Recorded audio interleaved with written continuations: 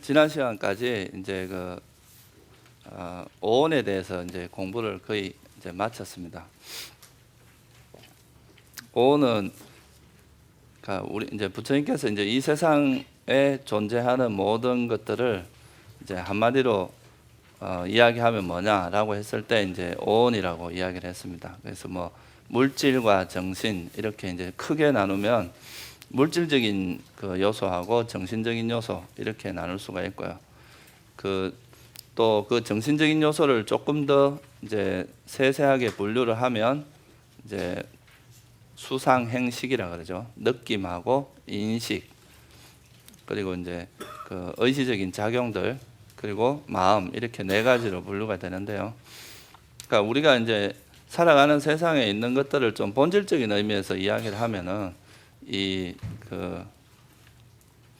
다섯 가지 요소, 크게 나누면 물질과 정신이라고 이야기할 수 있고, 이제 오온으로 나누면 이제 색수상행식이라고 하는 다섯 가지 이렇게 이제 나눌 수가 있다고 이야기를 했는데요. 그게 이제 여기에 대해서 이해를 하는 것을 우리가 뭐라고 하냐면 이제 사성제 중에 고성제라고 이야기를 합니다. 그러니까 이 오온이 다시 말하면 이제 물질과 몸과 마음이 이렇게 형성이 됐기 때문에 여러분들 이제 삶에서 그런 여러 가지 뭐 괴로움이나 고통들이 일어난다 하는 것이 이제 고성제에서 이야기하고자 하는 바고요. 좀 더 본질적인 의미로 이야기하면 이제 이런 오온이라고 하는 것이 경전에 보면 그렇게 나옵니다. 이 색이라는 것이 영원한가 영원하지 않은가? 영원하지 않죠, 그죠? 그래서 이렇게 이제 오온 각각이 색수상행식이라고 하는 이 각각이 무상하고 또 괴로움이고 자아가 실체가 없다는 것을 그걸 통해서 이제 이거 오온이라고 하는 것이 본질적으로는 괴로움이구나, 행복이라고 할 만한 것이 없구나 하는 이제 고성제의 내용이 그렇습니다. 그래서 고성제를 한마디로 이야기하면 오온이다 이렇게 이제 이야기를 하죠.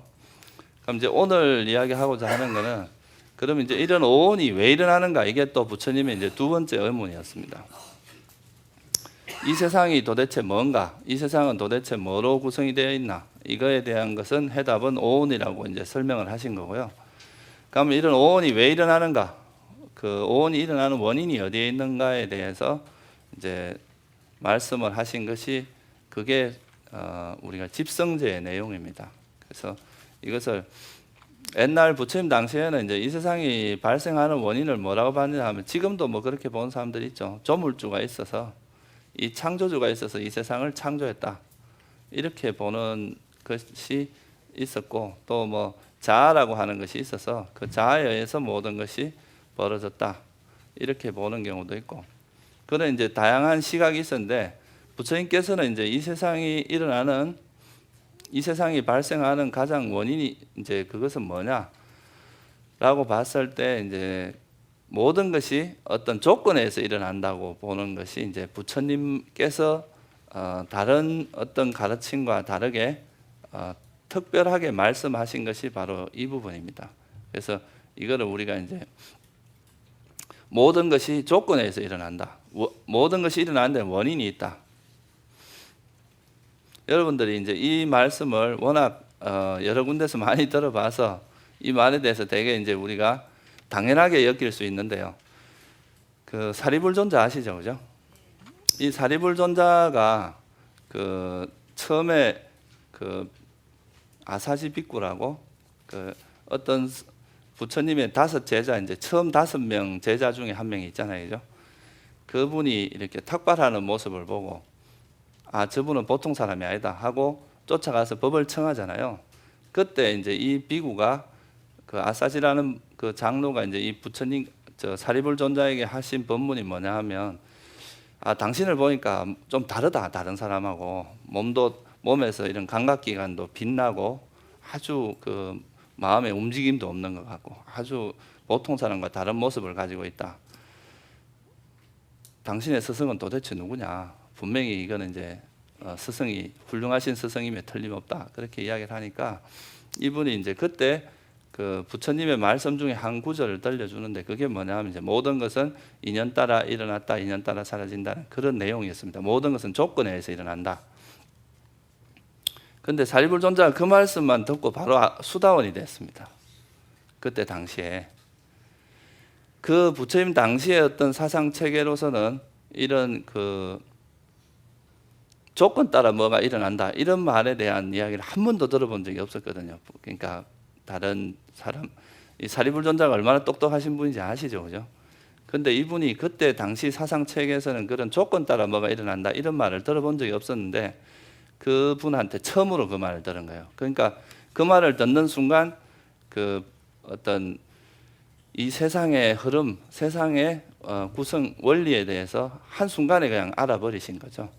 그래서 이제 수다원이 되고, 그리고 나서 이제 부처님을 찾아뵙고 나서 나중에 이제 깨달음을 얻게 되는데, 그래서 그만큼 이 그 조건 따라 일어난다. 모든 것은 조건에 의해서 일어났다가 조건에 의해서 사라진다라는 말씀은 굉장히 중요한 의미를 가지고, 이것이 이제 이 세상을 해석하고 이해하는데 굉장히 중요한 가르침이다, 이렇게 말할 수가 있습니다. 그리고 이제 좀 더 나아가면 모든 것이 조건 따라 일어났다, 조건 따라가 사라진다, 이 말씀이 사실은 무슨 이야기냐 하면, 어떻게 보면 이 세상에 존재하는 것에서는 실체가 없다는 말하고도 관계가 됩니다. 만약에 무슨 실체가 있다면 이 조건에 의해서 움직일 수가 없겠죠. 영원히 변치 않는 뭔가가 있다면 이거는 어떤 상황이나 조건에 의해서 변할 수 있는 것이 아니라고 봐야 되겠죠, 그죠? 근데 조건에 의해서 모든 것이 조건에 의해서 일어나고 조건에 의해서 사라진다, 이 말은 우리가 접하는 이 세상에 있는 모든 것들이 어떻게 보면 변한다는 것을 이야기하는 겁니다. 변하는 것이고, 변하기 때문에 이것은 나의 것이라고 할 만한 것도 없고, 나라고 할 만한 것도 없고, 자라고 할 만한 것도 없다, 이런 이제 통찰에 이어지게 되고요. 또 조건에서 일어난다는 말은 조금 이따 우리가 좀 공부를 하겠지만, 이제 우리가 어떤 행위를 하냐에 따라서 그 행위가 다음에 영향을 준다는 이야기죠, 그죠? 내가 선한 행위를 하면 다음에 좋은 결과가 올 테고, 악행을 하게 되면 그에 대한 나쁜 가보가 오게 될 거고, 이런 식으로 내가 한 행위에 대한 결과가 일어난다는 이런 인과에 대한 설명도 될 뿐더러, 또 아까 말했듯이 모든 것이 조건 따라 일어나고 조건 따라 사라진다는 것을 이해한다는 것은 이것이 실체가 없다는 것을 이해하는데도 아주 중요한 그 개념이 됩니다. 그래서 부처님께서는 이 연기에 대한 지혜가 없이는 깨달음이 일어날 수 없다 그랬어요. 이 연기에 대한 이해를 하고 나야 사실 조건에 대한 이해가 먼저고, 그 다음에 깨달음이라는 지혜가 일어난다, 그렇게 말씀하실 정도로 이 연기에 대한 이해는 굉장히 중요하니까 여러분들이 이거에 대해서는 잘 이해를 하시면, 이 연기에 대한 이해를 하게 되면 우리가 이제 세상사에서 뭔가 살아갈 때도 도움되는 요소가 굉장히 많습니다. 그래서 이제 이 연기라는 그 말 자체의 뜻을 조금 알아보면요, 이건 조건 따라, 그러니까 빨리어로는 연기를 뭐라고 하냐면 빠띠짜 사무빠다라고 이야기를 합니다. 이 빠띠짜란 말이 뭐냐면 조건이라는 뜻이고요, 사무빠다라는 말이 일어나다는 뜻입니다. 그래서 중국에서는 이걸 이제 빠띠짜라고 하는 이 단어를 조건 연자로 번역을 했고요, 일어나다는 말은 일어날 기자로 번역을 해서 그래서 연기다, 이렇게 이야기를 합니다. 그래서 이제 경전에 보면 이 연기에 대한 이제 설명은 항상 이런 정형구가 있습니다. 이것이 있으므로 저것이 일어나고 있고, 이것이 일어나므로 저것이 일어난다. 그것이 이제 우리가 살고 있는 이 세상에 있는 모든 오온은 어떤 일어날 때 그것에 원인이 있다는 거예요. 원인 없이 일어나는 건 이 세상에 없다는 거죠. 예를 들면 제가 이렇게 소리를 치면 여러분들이 귀를 듣잖아요, 그죠? 그러면 이 소리를 듣기 위해서는 어떤 조건이 필요하겠어요? 귀가 있어야 되겠죠, 여러분들의. 귀가 있어야 되고, 제가 이렇게 이 소리를 내야 되고, 그죠? 이 소리가 있어야 되고, 이 소리하고 귀가 부딪혀야 되겠죠, 그죠? 이런 여러 가지 조건에서 우리가 이 소리를 아는 이식이라고 하는 그 식이 일어난다는 거죠. 그래서 뭐 이건 한 예로 들은 건데, 우리가 이 세상에서 일어나는 모든 것은 다 그런 적당한 원인이 있다는 거예요. 그런 적당한 원인에 의해서 어떤 결과가 일어난다 라고 이야기하는 것이 이제 연기에서 말하는 바고, 이게 이제 전체적인 이야기인데요. 우리가 매 순간순간 일어나는 것들도 다 원인을 찾아서 이렇게 이해를 할 수도 있는데요. 오늘은 뭐 그렇게까지 이야기를 하려면 너무 이제 이 내용이 좀 어려워지고, 그래서 저는 오늘은 그냥 간단하게 뭘 말씀드리려고 하냐 하면, 여러분들이 이제 이 세상에 태어나서 지금 이렇게 살아가는 거는 오온이 형성된 겁니다. 그죠? 여러분들이 몸과 마음이 있잖아요. 그죠? 그러면 이 몸과 마음이 왜 일어났는지, 어떻게 어떤 원인에 의해서 일어났는지, 이거에 대해서 이제 부처님께서 설명한 게 12연기라고 하는 게 있습니다. 왜 우리가 이 세상에 태어나서 늙고 병들어가서 죽느냐? 그거를 조사를 해보니까 뭐 때문에 그렇다 그랬어요? 태어났기 때문에 여러분들이 늙고 병들고 죽어가는 거죠. 그러면 이 태어나는 거는 뭐 때문이냐? 업이 있기 때문이라 그랬어요. 업유. 업이라고 하는 업으로서의 존재. 그 존재가 일어나게 하는 이런 업이 있기 때문이고, 업은 왜 일어나냐? 치착 때문이다. 그건 또 왜 일어나? 치착은 가래가 강해진 거거든요.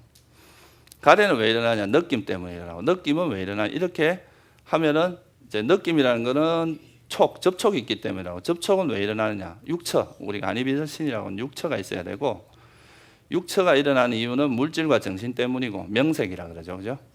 그리고 그거는 식, 마음이라는 게 있어야 되고, 그것은 다시 행위, 이것도 업이나 같은 개념입니다. 그러니까 업은 왜 일어나냐? 무명 때문에 일어난다. 근본적으로 이렇게 현재 우리 삶에서 일어나는 우리 삶의 모습에서 이것의 원인을 계속 이렇게 찾아 나가다 보니까 근원적으로 일어나는 게 뭐냐 하면 무명과 어리석음과 가래라는 거예요. 가래. 이 두 가지가 이제 일어나는 그 가장 근원적인 원인이 어리석음에 있다. 이렇게 이제 부처님께서 발견을 하신 거죠. 그래서 이거를 이제 12연기라고 이야기를 하는데, 이 12연기를 설명을 하려면 조금 어렵습니다. 근데 이것을 이제 사리불존자가 12연기를 가지고 조금 이렇게 같은 내용을 이렇게 묶어서 새롭게 이렇게 좀 해석을 한 부분이 있어요. 그게 뭐냐 하면 지금 여기서 말씀드린 세 가지 회전이라는 부분입니다. 결국은 이 세상에서 왜 이제 우리가 태어나느냐, 왜 이렇게 오온이 형성되느냐, 그 오온이 형성되는 근본적인 원인은 뭐 때문이냐 하면 그 1차적인 원인은 업이 있기 때문이다. 그죠? 업은 왜 일어나느냐? 업이라는 것은 여러분이 번뇌가 없으면 업이 일어나지 않습니다. 그래서 오염원이 있기 때문에 업이 일어난다. 그래서 이 12연기의 구조 중에서 핵심적인 걸 딱 뽑아내서요, 이제 세 가지로 이렇게 정리를 해보면, 우리가 태어난 이유는 오염원이 있기 때문에, 오염원이라고 하는 것은 이제 무명과 가래라고 하는 거죠. 그죠? 이 무명과 가래가 있기 때문에 업이 일어나요. 그리고 업이 일어나면 그 업에 의해서 이제 이런 과보, 다시 말하면 태어남이 일어납니다. 또 태어났는데 아직 오염원이 사라지지 않았어요. 아직 오염원이 남아있다면 다시 또 업을 짓게 되겠죠. 그죠? 업을 짓게 되면 다시 또 이것이 내 생에 다시 또 우리 태어나게 만드는 요소로 작용합니다. 이렇게 해서 오염원이 있기 때문에 업이 있고, 업이 있기 때문에 또 태어나서 이런 태어나는 과보가 일어나고, 또 오염원이 남아있으면서 또 새로운 업을 짓고, 이렇게 끊임없이 돌고 도는 과정을 이제 이 세 가지 회전이라고 이야기를 합니다. 그래서 12연기도 이제 자세히 풀어보면 이 세 가지 내용을 이야기하고 있는 겁니다. 그런데 이제 조금 더 섬세하게 세밀하게 설명을 하다 보니까 좀 더 내용이 많아진 거죠. 그죠? 그런데 이제 핵심은 이겁니다. 그러니까 왜 우리가 태어나느냐. 전생에 업이 없었으면 여러분들이 아마 업이 없었다면 태어나지 않았을 겁니다. 그런데 그 업은 또 왜 지었느냐 하면 그것은 아직 그 번뇌가 있기 때문이다. 무명과 가래가 있기 때문에 그렇다는 거죠. 그래서 이 구조에 대해서 조금 설명을 드릴까 합니다. 그러니까 우리가 윤회가 왜 일어나는지, 윤회가 어떤 원인에 의해서 윤회가 일어나는지에 대해서만 간단히 좀 설명을 드릴게요. 아까도 말씀드렸지만 이제 우리가 앞에서 공부했을 때 마음에 두 가지 형태가 있었잖아요. 그죠? 하나는 뭐였어요? 우리가 이제 그러니까 오염된 마음이죠. 그죠? 그러니까 뭐 고통을 주는 마음이라 하기도 하고 불선한 마음이라 하기도 하고, 이것은 5가지 장애 요소하고 어리석음과 5가지 장애 요소, 그죠? 이 두 가지가 작용하는 마음을 뭐라고 그래요? 우리가 불선한 마음 또는 이제 오염된 마음이라고 이야기를 하잖아요, 그죠? 번뇌, 우리가 보통 뭐 번뇌라고 이야기를 하기도 하고. 그런데 그 이것으로부터 벗어나는 마음을 또 뭐라 그럽니까? 이걸 선한 마음이라 그런다 그랬죠, 그죠? 그러니까 무명과 가래 또 탐진치를 바탕으로 해서 일어나는 마음은 불선한 마음이라 그러고, 이거를 버림으로써 일어나는 마음을 선한 마음이라 그랬단 말이에요, 그죠? 그러니까 결국은 뭐냐 하면 이 탐진치라고 하는 것을 바탕으로 해서 모든 뭐가 일어난다는 거예요. 불선한 의도나 불선한 마음이 일어나잖아요. 그 불선한 마음이 일어날 때에 우리가 가지고 있는 그 의도를 뭐라고 하냐면 업이라고 이야기를 합니다. 그래서 내가 불선한 마음이 일어날 때는 보통 불순한 의도가 일어나겠죠, 그죠? 그런 의도를 우리가 불선업이라고 이야기를 합니다. 그래서 불교에서는 업이라고 하는 것은 선한 마음이나 불선한 마음에 있는 그 의도, 다시 말하면 선한 의도냐 불선한 의도냐, 이거에 따라서 선업이냐 불선업이냐 이렇게 이야기를 할 수 있어요. 그래서 이 오염원이 있는 마음, 그러니까 불선한 마음이 일어날 때는 벌써 탐진치라고 하는 그 오염원이 바탕이 돼 있잖아요, 그죠? 그래서 이 탐진치라고 하는 오염원이 있음으로써 뭐가 일어났어요? 불선업이 일어났죠, 그죠? 그렇죠. 그러니까 불선업이 일어나게 되는 것은 탐진치를 바탕으로 해서 일어나기 때문에 이건 오염원에 의해서 이제 뭐 불선업이 일어난다는 것은 쉽게 이해가 될 거고요. 그런데 그 반대로 우리가 이 탐진치의 위험함을 알고, 아, 이것은 우리 삶의 고통을 유발하고 항상 우리를 윤회에 이끌게 만들고 이렇다고 위험하다는 걸 알고 이 탐진치를 내려놓고 버리는 쪽으로 가게 되면 그건 무슨 업이 되겠어요? 그게 바로 선업입니다. 그러니까 결국은 불선업이 일어나나 선업이 일어나나 뭐가 조건이 됐어요? 탐진치라고 하는 이 오염원이 조건이 됐죠, 그죠? 그러니까 이 탐진치를 따라가게 되면 무슨 업이 돼요? 불선업이 되고, 탐진치를 버리고 내려놓고 포기하는 쪽으로 가게 되면 그게 선업이 됩니다. 그래서 결국은 이 오염원 때문에 선업이나 불선업이 일어난다는 건 그 조건은 똑같아요. 그래서 오염원 때문에 업이 발생한다고 이야기를 합니다. 무슨 말씀인지 아시겠죠? 그래서 이 탐진치를 버리는 방법이 뭐냐 하면 알아차림과 지혜, 자비 뭐 이런 것들이겠죠. 보시, 계율 이런 게 다 탐진치를 버리는 쪽에 어떤 그 마음들이라고 할 수 있어요. 그래서 우리가 앞에서 공부했던 그 5가지 장애 요소, 또 무명 이런 것들은 이제 불선한 마음의 대표적인 형태잖아요, 그죠? 우리 삶을 고통스럽게 하는 이런 부분이 이제 오염원을 조건에 해서 불선업이 일어난 상태라고 보시면 되고, 우리가 선업이 일어나기 위해서는 이런 걸 버리고 알아차림이나 지혜를 통해서 이런 탐진치를 버려야 되겠죠, 그죠? 내려놓고 포기해야 되겠죠. 그런 쪽으로 가면 선업이 된다 이거죠. 그래서 우리가 이제 업이 일어나는 조건이 왜 오염원이 되는지 이해가 되세요? 예, 그래서 오염원 때문에 업이 일어나고, 업에는 그러면 이제 선업도 있고 불선업도 있고 그럴 거 아니에요, 그죠? 그러면 우리가 이제 그 보통 불교에서 많이 들었던 것처럼 이 선업에는 이제 불선업은 뭐 여러 가지 다 여러분들 알고 있듯이 뭐 5가지 장애 요소가 일어난다거나 무명, 어리석음이 일어난다거나 이런 건 다 불선업에 해당하고요. 선업에 해당되는 거의 대표적인 거는 우리가 이제 알아차림하는 거, 그죠? 항상 자기 마음을 알아차려서 거기서 이제 이런 불선한 마음이 개입되지 않도록 그런 게 일어나면 바로 내려놓고, 그죠? 그러면서 자꾸 선한 마음 쪽으로 돌아가게 하는 이런 게 이제 선업이고, 또 다음에 좀 공부를 하겠지만 우리가 삼매를 닦는 게 있습니다. 삼매라고 들어보셨어요? 이런 우리가 그냥 알아차림을 하고 지혜를 하고 보시를 하고 이런 거는 욕계 선업이라고 이야기를 합니다. 욕계에서 이루어지는, 욕계에 태어나게 하는 선업이다 해서 욕계 선업이라고 하는데, 여러분들이 만약에 나중에 이제 그 삼매를 닦는 수행을 해서 삼매를 얻게 되면 그 색계의 삼매를 얻었다 그러면 그거는 여러분들이 나중에 죽어서 색계 세상에 태어날 수 있는 조건이 됩니다. 그래서 그거를 뭐라고 하냐면 색계 선업이라고 이야기를 해요. 그리고 무색계 선정을 만약에 들어갔다, 뭐 예를 들면 공무변처, 뭐 식무변처 이런 말 들어보셨어요? 하여간 그런 선정에 들어가게 되면 이것은 무색계 선정인데, 이 무색계 선정은 또 나중에 무색계에 태어날 수 있는 그 조건이 돼요. 그래서 이런 경우는 무색계 선업이라고 이야기를 합니다. 그래서 선업에는 세 가지 종류가 있어요. 이제 욕계 선업, 색계, 무색계 선업, 이렇게 세 가지가 있습니다. 불선업은 욕계밖에 없어요. 불선업을 지으면 항상 욕계, 지옥, 악이, 축생은 다 욕계에 있는 거거든요. 그래서 이제 이런 업을 우리가 번뇌가 오염원이 남아 있으면 어떤 형태로든지 업을 짓게 됩니다. 여러분들처럼 이렇게 불교를 공부하고 이런 거는 무슨 업을 많이 짓는 거겠어요? 선업을 많이 짓는 겁니다. 공부도 안 하고 맨날 그냥 뭐 감각적 욕망이나 누리고 성이나 내고 이래 살면 어떻게 되겠어요? 그런 사람들은 계속 불선업을 짓는 거나 같습니다. 그래서 이제 자기가 진 일생을 통해서 뭐 선업을 짓기도 하고 때로는 불선업을 짓기도 하고 그럴 거 아니에요, 그죠? 근데 이제 이 업에 대해서 이 다음에 이제 이것이 나타나는 것은 조금 이따가 설명을 드리고, 먼저 업에 대해서 조금 몇 가지 주의할 점 몇 가지만 좀 더 설명을 드릴게요. 우리가 보통 이제 업하고 업력이라는 말이 있는데요.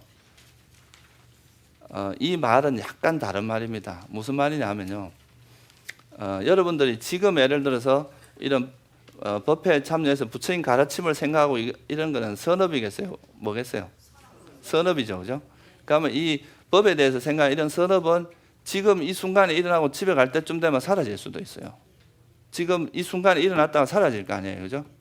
그렇지만 내가 지금 행했던 이 그 마음은, 업은 일종의 의도란 말이에요, 그죠? 그 마음이 일어날 때 의도라서, 의도라는 것은 행원에 들어갑니다, 그죠? 그러면 이것도 무상한 것이기 때문에 일어났다 사라지거든요, 우리 마음이라고 하는 것은. 그런데 이것은 사라졌지만 이것이 가지고 있는 잠재력은 안 사라집니다. 어디 저장되는 건 아닌데 이것이 나중에 어떤 조건만 되면은 결과를 일으켜요. 그러니까 지금 여러분들이 어떤 업을 지었는데 그것이 결과를 맺지 않는다고 해서 사라진 게 아닙니다. 이거는 단지 어떤 조건을 만나지 못해서 그것이 아직 드러나지 않았을 뿐입니다. 그래서 이런 가능성마저 없어진 건 아니거든요. 그래서 여러분들이 이런 업이 나타나지 않는다는 것, 지금 그 업이 나타나지 않는다고 해서 그 업이 사라진 거라고 보시면 안 됩니다. 우리가 지은 업은 어떤 적당한 조건을 만나서 그 업이 형성되기 전까지는 항상 가능성으로 남아 있어요. 그러니까 여러분들 어떤 사람을 되게 이제 괴롭혔는데 그 사람을 되게 못되게 굴었어요. 그 상황은 끝났어. 그러면 이건 업은 그때는 이제 그 사람에 대한 화를 낸 불선업이 지나가 버린 거예요. 그런데 한 10년쯤 지나서 내가 이제 어디 가서 취직하려고 갔는데 내가 그 괴롭힌 사람이 면접관으로 앉아 있는 거라. 그러면은 어떻게 되겠어요? 그 전에까지는 이 업이 전혀 작용을 안 한 겁니다. 그런데 그 상황에서 그런 조건이 형성되면 내가 과거에 저질렀던 악행이 결과로서 드러날 수 있습니다. 무슨 말인지 이해가시죠? 그래서 이런 걸 우리가 업력이라고 이야기를 해요. 업의 잠재력만 남아있는 거예요, 이거는. 그런데 이 잠재력은 여러분이 아란이 되기 전까지는 안 없어집니다. 완전한 깨달음을 얻어야 이것이 더 이상 작용을 하지 않지. 이것이 그 일반적으로는 단지 조건을 만나지 못했을 뿐이지 언제라도 다시 일어날 수 있습니다. 예를 들면 그 목련존자께서 돌아가실 때 어떻게 돌아가셨어요? 맞아서 돌아가셨죠. 그 외도들한테 온몸에 뼈가 부서져서 돌아가셨습니다. 부처님의 상수제자예요. 목련존자. 왼팔 오른팔 중에 오른팔이 사리불존자고 왼팔이 목련존자인데 그렇게 위대한 분이 왜 외도들한테 맞아 죽었겠어요? 근데 이분은 전생에, 그러니까 자기 아주 오랜 전생에 자기 부모님을 때려 죽인 과보가 있습니다. 그 목련존자가, 그러니까 자기 어머니가 이제 봉사였는데 그 마누라가 시집을 왔는데 처음에는 이제 잘 모시더니만 나중에 귀찮으니까 이제 어머니가 부모님이 노망 들었다는 식으로 이렇게 해서 바가지를 자꾸 긁은 거예요. 그러니까 바가지가 그렇게 무섭습니다. 그래서 이 목련존자가 도저히 못 참고 이 부모님을 이제 산속에 이렇게 모시고 가면서 마치 자기가 강도로 위장을 해가고 강도가 나타난 것처럼 해서 부모님을 죽여요. 그 과보가 그것 때문에 이제 그 다음 생에 부모님을 죽인 가보는 바로 지옥으로 떨어지거든요. 근데 이제 그렇게 지옥에서 고통을 받았지만 그래도 이게 업이 안 끝나가지고 그 아란이 된 마지막 생애까지 그 업이 또 작용을 한 거라 그러잖아요. 그만큼 이제 어떤 업이라고 하는 것이 그 우리가 한번 저질러 놓은 그런 업은 이제 이것이 여러분들이 지금 당장 결과가 나타나지 않는다고 해서 그 업 자체가 사라진 건 아닙니다. 그러니까 사는 게 있어서 조심을 해야 됩니다. 그리고 선업은 복보, 불선업은 악보, 이건 다 아시는 거고요. 우리가 선업을 지었는데 아주 안 좋은 과보가 온다거나 악업을 지었는데 좋은 과보가 이런 일이 있을 수 없다는 거예요.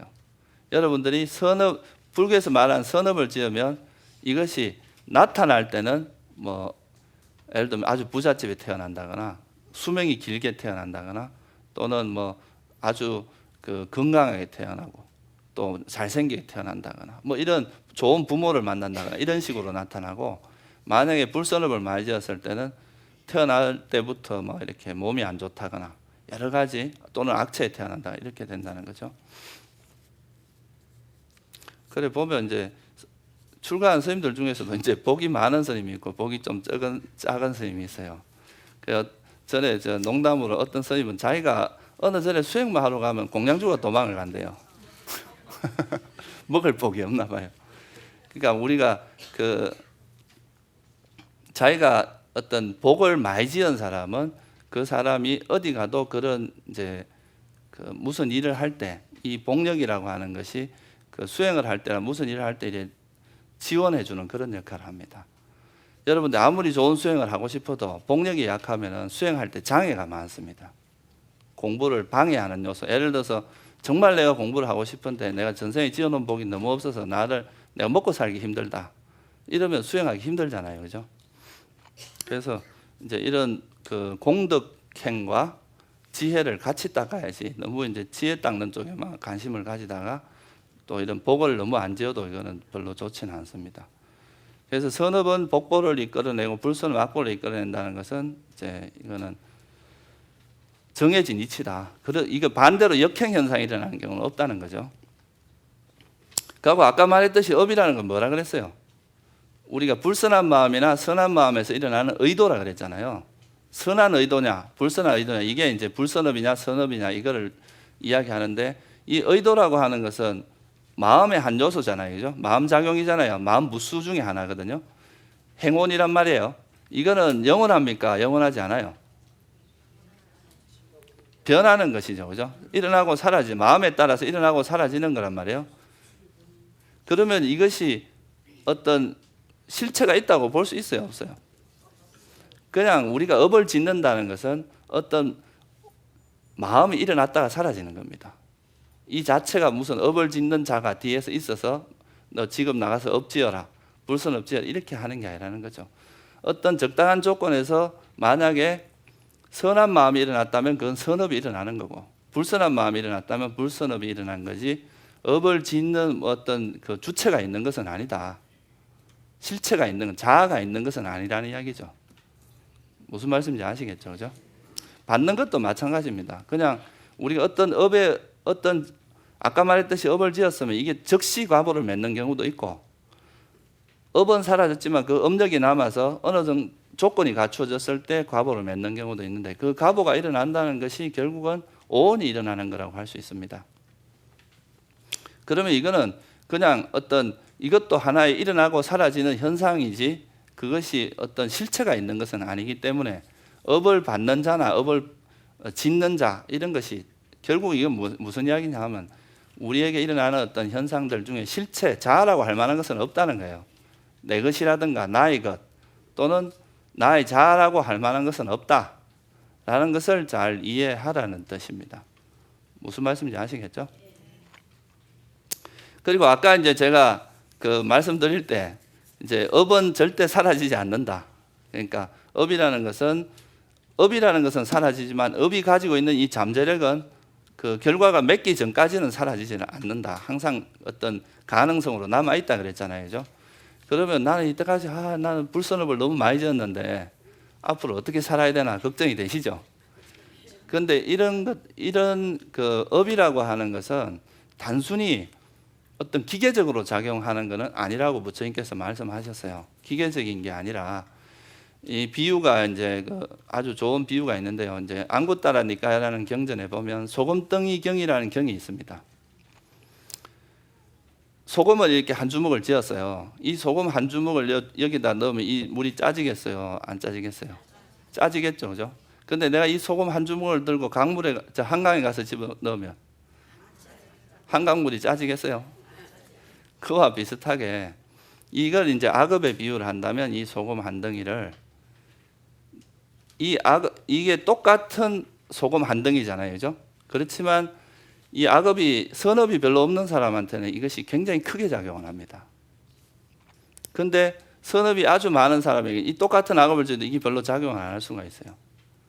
그러니까 무슨 말이냐 하면 내가 아무리 악업을 지었다 해도 이 악업을 지은 것 주변에 선업이 많으면 이 선업이 이걸 방해를 합니다. 이 악업이 있는 그 과보를 읽는 것을. 그러면은 이 과보가 원래 여러분들이 뭐 팔이 이렇게 끊어질 과보를 받아야 될 것이 상처만 하고 넘어갈 수도 있다 이 말이에요. 이 과보 결과를 맺는 것이. 그래서 이 똑같은 업이라고 해서 항상 동일한 결과를 이루어내는 것은 아닙니다.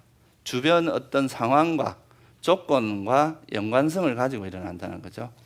그래서 만약 여러분들 중에 지금까지 살면서 좀 악업을 많이 지었다고 생각을 하면 지금부터 열심히 선업을 지으세요. 선업을 강물처럼 만들어버리면 아무리 그거한 악업도 그거를 상쇄시킬 수가 있습니다. 그래서 이 업이라고 하는 것이 어떤 숙명론적으로 나타나는 것은 아니다. A라는 업이 있으면 이건 무조건 어떤 A-라는 이런 결과를 이루어내는 건 아니고 이 똑같은 업이라도 주변 관계에 영향을 받는다는 거예요. 무슨 말씀인지 아시겠죠? 이거는 굉장히 중요한 이야기입니다. 보통 우리가 이 업이라는 것을 너무 기계적으로 해석하는 경우가 많아요. 누가 뭐 이렇게 저 차 타고 가다가 죽으면 저것도 전생 업 때문이다. 자기가 그 차 타고 가다 졸아서 죽을 수도 있잖아요. 그건 현재 자기가 부주의해서 그럴 수도 있거든요. 그게 모든 게 다 전생 업으로만 바라본다면 대개 이거는 이제 불교를 조금 편협되게 바라본다고도 할 수 있거든요. 그러니까 물론 이제 업이라는 게 아주 중요한 조건이긴 하지만 이것이 절대적이고 이것만으로 모든 게 결정되는 건 아닙니다. 단지 업이 결정적인 작용을 하는 것은 이 생에 죽어서 다음 생에 갈 때 그때는 이 업이 아주 주된 역할을 합니다. 그래서 업에 대해서는 기본적으로 이제 이 정도는 이해를 해 두시고요. 그러면 우리가 아까 말했듯이 이제 일생을 살면서 이제 때로는 선업도 많이 짓고 때로는 불선업을 짓고 이렇게 하잖아요. 그죠? 그러면 우리가 일생 동안 지었던 그런 업이 이제 뭔가 다음 생에 갈 때 그 중에 어떤 업이 하나가 다음 생에 어떤 결과를 생산하게 될 거잖아요. 그죠? 그러면 그게 어떤 식으로 정리가 되냐 하면 보통 이제 초기 불교에서 이야기하는 것은 이게 주로 죽음 직전에 정리가 된다고 이야기를 합니다. 그러니까 내가 수많은 업을 지었잖아요. 그죠?